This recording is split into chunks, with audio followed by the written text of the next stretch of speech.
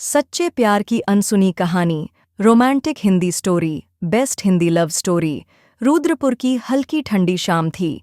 सूरज ढलने को था और हल्की गुलाबी धूप पूरे आसमान में फैली थी। कॉलेज का माहौल बेहद खुशनुमा था। आखिरी साल की परीक्षाएं खत्म हो चुकी थीं और अब सब अपनी नई जिंदगी की तैयारी में लगे थे। इसी कॉलेज में अवनियान और ओकबीरन ने पहली बार एक दूसरे को देखा था। अवनी एक शांत और समझदार लड़की थी, जिसकी आंखों में हमेशा एक अलग चमक हुआ करती थी। वहीं कबीर एक बेफिक्र लेकिन दिल का अच्छा लड़का था, जो अपनी जिंदादिली के लिए जाना जाता था। दोनों की मुलाकात कैंटीन में हुई थी, जब कबीर गलती से अवनी की कॉफी पर हाथ मार बैठा और पूरी कॉफी उसकी किताबों पर गिर गई। तुम्हें दिखता नहीं है? अवनी ने गुस्से में कहा। सॉरी, मेरी गलती थी। चलो, मैं तुम्हारी किताबें साफ करने में मदद करता हूँ, कबीर ने मुस्कुराते हुए कहा। अवनी ने पहले तो गुस्से से देखा, लेकिन कबीर की मासूमियत पर हल्की सी हंसी आ गई। यही वो पल था जब उनकी दोस्ती की शुरुआत हुई। कबीर और अवनी की दोस्ती दिन ब दिन गहरी होती गई। वे कॉलेज में साथ समय बिताने लगे, लाइब्रेरी में पढ़ाई करते, कैंटीन में बैठकर घंटों बातें करते और कभी-कभी बिना कुछ कहे भी एक दूसरे की कंपनी का आनंद लेते। कबीर को अवनी की मासूमियत और समझदारी पसंद थी, जबकि अवनी को कबीर की मस्ती भरी बातें और देखभाल करने वाला स्वभाव अच्छा लगता था। धीरे धीरे कबीर को एहसास हुआ कि उसकी यह दोस्ती कहीं न कहीं प्यार में बदल रही थी, लेकिन वह डरता था कि अगर उसने अवनी से अपने दिल की बात कह दी और उसे मना कर दिया, तो उनकी दोस्ती भी खत्म हो सकती है। वहीं अवनी भी कबीर के प्रति कुछ महसूस करने लगी थी, लेकिन वह अपने जज्बातों को खुद भी नहीं समझ पा रही थी। एक दिन कॉलेज का आखिरी दिन आ गया। सभी दोस्त एक दूसरे से विदा ले रहे थे। कोई नई नौकरी की तैयारी कर रहा था, तो कोई अपने सपनों को पूरा करने के लिए आगे बढ़ रहा था। कबीर और अवनी भी कॉलेज के गार्डन में बैठे थे। दोनों के चेहरे पर हल्की उदासी थी। अब शायद हम पहले की तरह हर दिन नहीं मिल पाएंगे, अवनी ने धीरे से कहा। हाँ, लेकिन मैं नहीं चाहता कि हमारी कहानी यहीं खत्म हो, कबीर ने हल्की मुस्कान के साथ कहा। अवनी ने हैरानी से उसकी ओर देखा। क्या मतलब? कबीर ने एक गहरी सांस ली और कहा, अवनी, मैं तुमसे सिर्फ दोस्ती नहीं करता, मैं तुमसे प्यार करता हूं। मैं नहीं जानता कि तुम्हारे दिल में क्या है, लेकिन मैं तुम्हारे बिना अपनी जिंदगी की कल्पना नहीं कर सकता।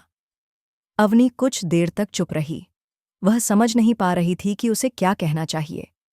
कबीर, मुझे थोड़ा वक्त चाहिए, उसने धीरे से कहा। कबीर ने मुस्कुराते हुए कहा, मैं इंतजार करूंगा। कॉलेज खत्म होने के बाद दोनों अपनी अपनी जिंदगी में आगे बढ़ गए। अवनी अपने करियर में व्यस्त हो गई और कबीर अपनी नौकरी में। लेकिन प्यार अगर सच्चा हो तो वक्त और दूरियां भी उसे कमजोर नहीं कर सकते। कबीर ने कभी अवनी से जबरदस्ती जवाब नहीं मांगा, लेकिन उसका इंतजार हमेशा किया। वहीं अवनी भी कबीर को भूल नहीं पाई थी। वह जब भी अकेली होती, उसकी यादों में कबीर का हंसता हुआ चेहरा आ जाता। उसे अब एहसास हो चुका था कि वह भी कबीर से प्यार करती थी। एक दिन उसने तय किया कि वह कबीर से अपने दिल की बात कहेगी। अवनी ने कबीर को फ़ोन किया और मिलने के लिए बुलाया। शाम का वक्त था, ठंडी हवा चल रही थी। कबीर पार्क में बैठा उसका इंतजार कर रहा था। अवनी आई और उसकी आंखों में आंसू थे। कबीर, मैं तुमसे कुछ कहना चाहती हूँ। हाँ, कहो ना, कबीर ने मुस्कुराते हुए कहा। मैं भी तुमसे प्यार करती हूँ, लेकिन क्या? अवनी? अवनी की आंखों से आंसू छलक पड़े। घर वाले मेरी शादी तय कर चुके हैं और मैं उनके खिलाफ नहीं जा सकती।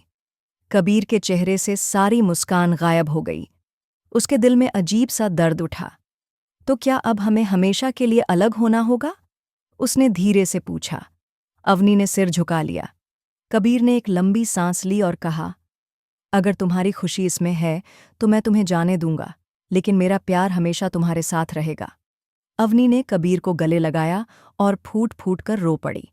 कबीर, तुम हमेशा मेरी जिंदगी का सबसे खूबसूरत हिस्सा रहोगे। अवनी की शादी हो गई और वह अपनी नई जिंदगी में आगे बढ़ गई, लेकिन कबीर कभी उसे भूल नहीं पाया। कई साल बाद एक दिन अवनी को एक चिट्ठी मिली। वह कबीर की थी। अवनी, मैंने कभी तुमसे कोई शिकायत नहीं की और ना ही कभी तुमसे दूर हुआ। तुम मेरी जिंदगी में नहीं हो, लेकिन मेरी यादों में हमेशा रहोगी। अगर प्यार सच्चा हो तो वह किसी इंसान की मौजूदगी से नहीं बल्कि उसकी यादों से भी जिंदा रहता है। तुम खुश रहो, यही मेरी ख्वाहिश है। अवनी की आंखों से आंसू बह निकले। कबीर अपनी मोहब्बत को नाम नहीं दे पाया, लेकिन उसने अपने प्यार को हमेशा जिंदा रखा। कभी कभी अधूरी कहानियां ही सबसे खूबसूरत होती हैं। अगर आपको यह कहानी पसंद आई हो तो इसे अपने दोस्तों और अपनों के साथ ज़रूर शेयर करें। क्या आपने भी कभी ऐसा प्यार महसूस किया है? हमें कमेंट में बताइए। लव।